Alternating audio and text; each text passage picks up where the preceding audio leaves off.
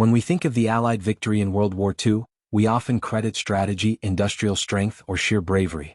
But there was another silent force that played a crucial role: the weather. From foggy skies to brutal Russian winters, unpredictable weather patterns shaped the outcome of key battles and campaigns. Sometimes favoring the Allies, sometimes hindering the Axis, the forces of nature were a decisive and unpredictable ally. 1. D-Day, the forecast that changed the war. Perhaps the most famous example of weather aiding the Allies came on June 6, 1944, D-Day. The Allied invasion of Normandy was the largest amphibious assault in history, requiring favorable weather conditions for success. The problem: calm seas were needed for landing craft. Clear skies were essential for air support. Low tide and moonlight were critical for timing. A storm was raging in the English Channel in early June. German commanders believed an invasion was impossible and relaxed their defenses. However, Allied meteorologists, led by Group Captain James Stagg, identified a brief 36-hour weather window starting on June 6. General Dwight D. Eisenhower took a gamble and launched the invasion. German forecasters missed the break, and many commanders, including Field Marshal Rommel, were away from their posts. The successful landings on D-Day marked the beginning of the end for Nazi Germany. 2. The Russian winter, Hitler's greatest enemy. In both Napoleon's and Hitler's invasions of Russia, weather proved a formidable opponent. Operation Barbarossa, 1941. When Germany invaded the Soviet Union in June 1941, Hitler expected a swift victory. But by the time German forces reached the outskirts of Moscow, the infamous Russian winter had arrived. Temperatures plummeted to -40°C, -40°F. German troops were ill-equipped for the cold, wearing summer uniforms and using lubricants that froze. Vehicles stalled, weapons jammed, and frostbite decimated the ranks.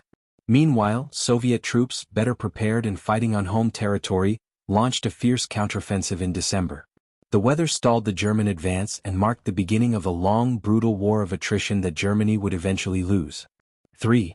The Battle of the Bulge, Fog, Snow, and Surprise. In December 1944, Germany launched a surprise counterattack through the Ardennes forest in Belgium, known as the Battle of the Bulge.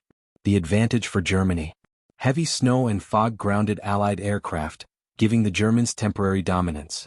Surprise and poor visibility allowed German forces to break through Allied lines. But the weather soon turned in the Allies' favor. After several days, skies cleared, allowing Allied bombers and fighters to strike. Airdrops of supplies and reinforcements resumed. The German advance stalled and the Allies counterattacked, ultimately pushing the enemy back. Once again, a shift in the weather changed the momentum of a battle. 4. North Africa, desert winds and dust. In the North African campaign, weather took a different form: heat, sandstorms, and desert winds. Blinding sandstorms disrupted German tank formations and supply lines. Allied forces, particularly the British 8th Army under Montgomery, grew adept at using the harsh environment to their advantage.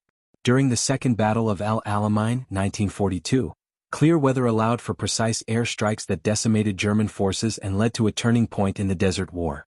5. The Pacific Theater, monsoons and typhoons. In the Pacific, weather was a constant factor in jungle and island warfare. Monsoon rains turned battlefields into swamps, slowed advances, and bred disease. Typhoons struck Allied fleets, damaging ships and complicating operations.